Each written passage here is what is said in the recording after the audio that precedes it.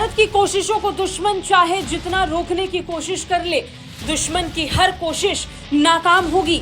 बड़े लक्ष्यों के साथ भारतीय सेना हथियार बना रही है, उनका टेस्ट कर रही है और अपने बेड़े में शामिल कर खुद को मजबूत भी कर रही है, जिसमें अब दुश्मन को भयभीत करने वाली निर्भय मिसाइल भी शामिल होने जा रही है। भारतीय सेना की ताकत को दुनिया अच्छे से जानती है।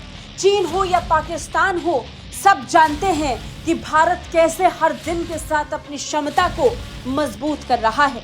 भारतीय सेना अपने आप को और मजबूत बनाने का काम कर रही है।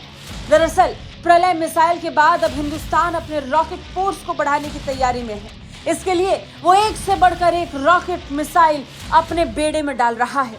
भारत को हवाई सुरक्षा कवच मुहैया कराने के लिए कई तरह की मिसाइलों का बेड़ा पहले से तैनात है, लेकिन भारतीय सेना ने अब मीडियम दूरी की बैलिस्टिक मिसाइलों पर जोर देने की रणनीति तैयार कर ली है।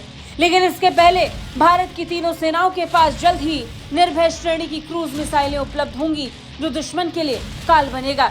इस क्रूज मिसाइल की मारक क्षमता 1000 किलोमीटर होगी। ये मिसाइल भारतीय थल सेना, वायुसेना और नौसेना के पास मौजूद होंगी।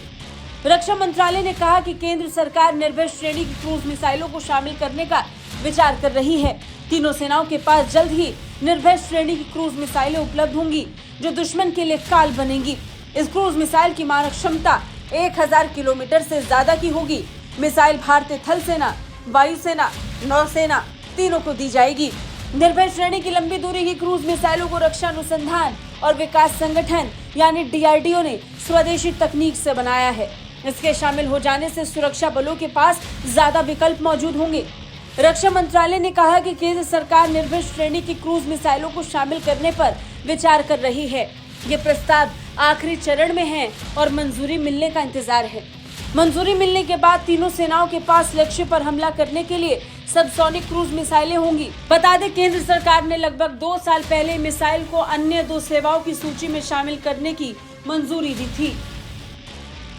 सुपरसोनिक ब्रह्मोस क्रूज मिसाइलों के साथ सबसोनिक निर्भय श्रेणी की क्रूज मिसाइलें सुरक्षा बलों की शस्त्रागार को और भी ज्यादा मजबूती देगा। भारतीय सेना जिस स्तर पर अपने आप को मजबूत कर रही है, वो फिलहाल दुश्मनों को डराने वाला है। एक से बढ़कर एक मिसाइलों का भारतीय बेड़े में पहुंचना ये बता रहा है कि भारत हर परिस्थिति के लिए खुद को तैयार कर रहा है, डिफेंडिंग मोड में नहीं, अटैकिंग मोड में। ब्यूरो रिपोर्ट, भारत तक।